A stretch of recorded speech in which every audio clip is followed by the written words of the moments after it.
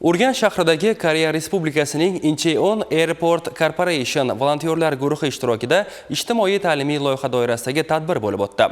Jarayonlarda ishtirok etgan muxbirimiz batafsil so'z yuritadi.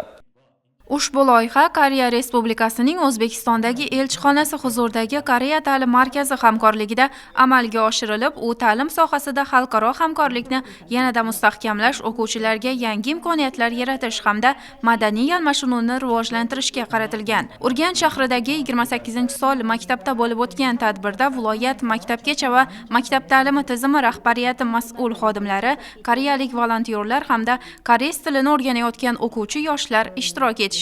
So'zga chiqqanlar ikki davlat o'rtasidagi do'stona munosabatlar, xalqaro hamkorlik aloqalari haqida samimiy fikrlar bildirishdi. Ta'lim sohasida amalga oshirilayotgan ishlarga e'tibor qaratildi.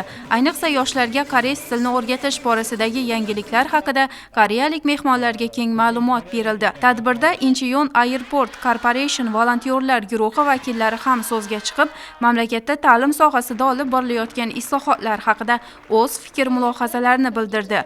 Maktabga o'quv jarayoni uchun zarur jihozlar homiylik asosida taqdim etildi. Bu esa o'quv jarayoni sifatini yanada oshirishga xizmat qiladi. Shundan so'ng sinf xonalarda koreyalik volontyorlar o'quvchilar bilan mashg'ulotlarni olib borishdi. Ma'lumot uchun, ijtimoiy ta'limiy loyiha doirasidagi tadbirlar 3 kun davomida bo'lib o'tadi va bunda asosan koreys tili, madaniyati, urf-odatlari, milliy taomlari haqida o'quvchi yoshlarga keng ma'lumot beriladi. 지금 현재 인천공항은 Incheon xalqaro aeroporti va Urganch xalqaro aeroporti bilan birgalikda yangi zamonaviy aeroport qurilishi ishlarini olib bormoqdamiz.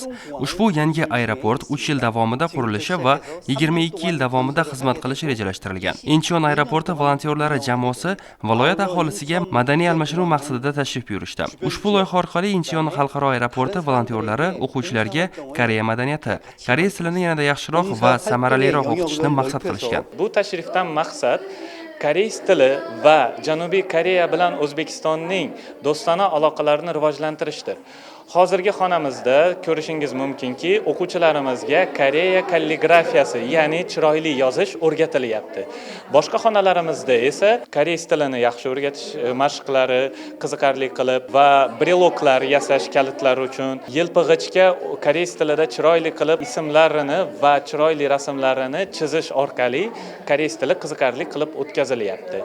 Bugungi kunda viloyatimizdagi 4 ta umumta'lim maktablarida o'quv darsliklari qatoriga koreys tili fani kiritilgan bo'lib, bu yo'nalishda ham o'quvchilar yuqori natijalarni egallab kelishmoqda. Mazkur xalqaro hamkorlik loyihasi yoshlar uchun yangi bilim, madaniy tajriba va ilhom manbai bo'lib xizmat qiladi. Mashg'ulotlar davomida ishtirokchilar o'rtasida samimiy muloqot, do'stona muhit va o'zaro tajriba almashinuvi shakllandi.